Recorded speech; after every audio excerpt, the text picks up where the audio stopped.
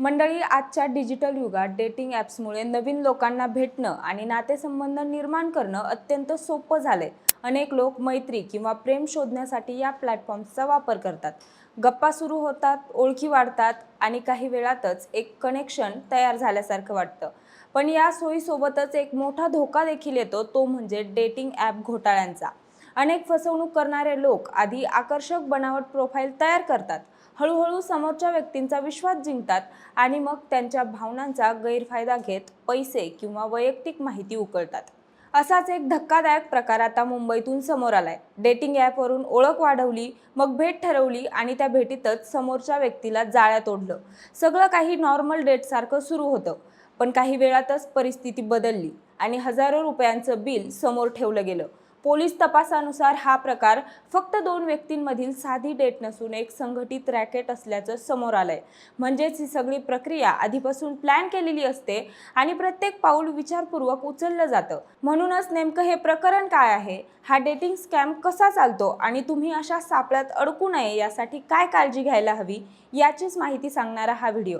नमस्कार, मी अपूर्वा आणि तुम्ही पाहताय विषयच भारी. मंडळी, आजच्या डिजिटल जगात प्रेम शोधणं खूप सोपं झालंय. फक्त एक स्वाईप केलं की नवीन ओळख तयार होते. अशीच डेटिंग ॲप्समुळे एका तरुणाची ओळख एका मुलीसोबत झाली. सुरुवातीला साधं चॅटिंग, गप्पा आणि हळूहळू वाढणारी मैत्री असं सगळं काही व्यवस्थित चालू होतं. आणि मग आठवडाभरातच भेटण्याचा प्लॅन झाला. मुलीनं त्या तरुणाला मुंबईतल्या साकीनाका परिसरातल्या एका क्लब कॅफेत बोलावलं. ठरलेल्या दिवशी तो तिला भेटायला गेला. दोघं बसले, गप्पा सुरू झाल्या. पण काही वेळातच मुलीनं महागड्या ड्रिंक्स आणि फूडच्या ऑर्डर्स द्यायला सुरुवात केली. ऑर्डर्स सतत येत राहिल्या. त्याला थोडं विचित्र वाटत होतं, पण तो दुर्लक्ष करत होता. त्याला वाटत होतं की एक नॉर्मल डेट आहे. पण काही वेळानंतर ती अचानक टॉयलेटला जाते असं सांगून उठली आणि निघून गेली आणि परत आलीच नाही. तो तिची वाट पाहत राहिला, कॉल मेसेज करत राहिला, पण काहीच प्रतिसाद नाही. तेवढ्यात टेबलवर 18,000 रुपयांचं बिल आलं. तो पूर्णपणे हादरला. त्याने ड्रिंक्सचा वास घेतला तेव्हा त्याच्या लक्षात आलं की ते अल्कोहोल नसून फक्त सॉफ्ट ड्रिंक्स होते.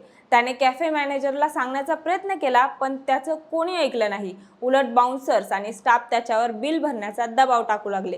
त्या क्षणी त्याला समजलं की ही डेट नसून एक प्लॅन केलेला स्कॅम आहे. पण तो एकटा असल्यामुळे त्याला काही करता आलं नाही. यानंतर अशाच प्रकारे फसवल्या गेलेल्या अनेक तरुणांनी एकत्र येत आपल्या मित्रांच्या मदतीने हे प्रकरण पोलिसांपर्यंत पोहोचवलं. त्यानंतर पोलीस आणि काही तरुणांनी मिळून हा स्कॅम उघड करण्यासाठी सापळा रचला.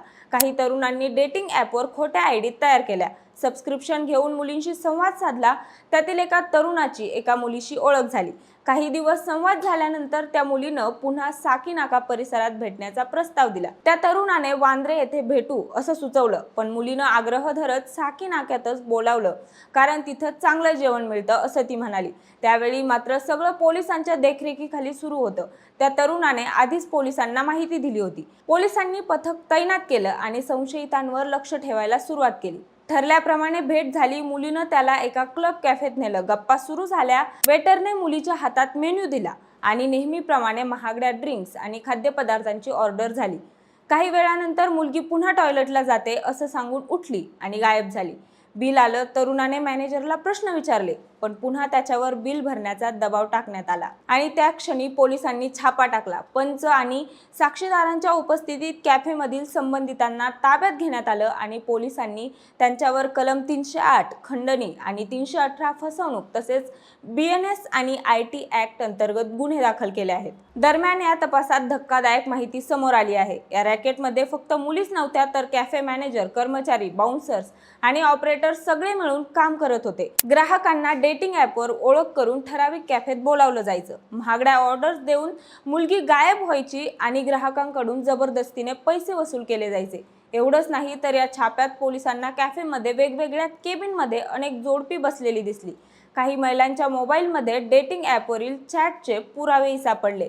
काही महिलांनी वेगवेगळ्या नावांनी अनेक प्रोफाईल तयार केल्याचंही समोर आलं. तपासात असंही उघड झालं की अनेक ग्राहकांकडून 15,000 ते 40,000 रुपयांपर्यंत बिल आकारण्यात आलं होतं. पोलिसांनी बिलिंग मशीन आणि अनेक बिलही जप्त केली आहेत. खरं तर मंडळी, गेल्या काही महिन्यात मुंबईत अशा प्रकारचे अनेक स्कॅम समोर आले आहेत. बोरिवली इथं जुलै महिन्यात अशाच एका प्रकरणात 22 जणांना अटक करण्यात आली होती. या सर्व प्रकारांमुळे पोलिसांनी नागरिकांना सावध राहण्याचं आवाहन केलं होतं। या संदर्भात पोलीस उपायुक्त दत्ता नलावडे यांनी सांगितलं की तक्रार मिळाल्यानंतर सापळा रचून ही कारवाई करण्यात आली। हे सिंडिकेट किती मोठं आहे याचा तपास सुरू आहे।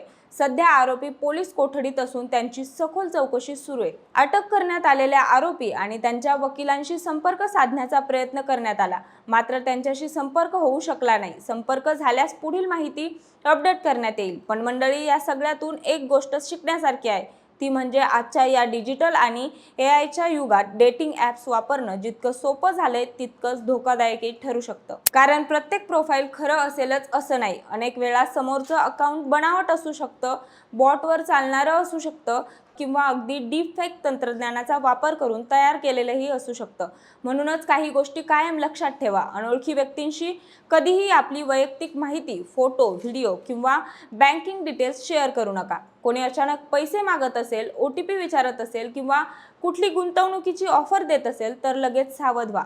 शक्य असल्यास त्या व्यक्तीशी व्हिडिओ कॉल करून त्याची खात्री करून घ्या। आणि सगळ्यात महत्त्वाचं म्हणजे डेटिंग ॲपवर ओळख झाल्यानंतर जर कोणी लगेच भेटण्याचा आग्रह करत असेल किंवा वारंवार ठराविक कॅफे, बार किंवा ठिकाणीच भेटायला बोलावत असेल तर नक्कीच संशय घ्या। कुठेही गेल्यावर ऑर्डर आणि बिल नीट तपासा। काहीही गडबड वाटली तर लगेच आवाज उठवा आणि परिस्थिती जरा जरी संशयास्पद वाटली तर अजिबात उशीर न करता पोलिसांशी संपर्क साधा। कारण लक्षात ठेवा, एक स्वाईप, एक चॅट आणि एक चुकीचा निर्णय तुम्हाला मोठ्या अडचणीत टाकू शकतो। बाकी या संपूर्ण घटनेबद्दल तुम्हाला काय वाटतं ते आम्हाला कमेंटच्या माध्यमातून नक्की सांगा आणि सोबतच आपल्या विशेष भारीच्या YouTube चॅनलला सबस्क्राईब करायला विसरू नका। धन्यवाद।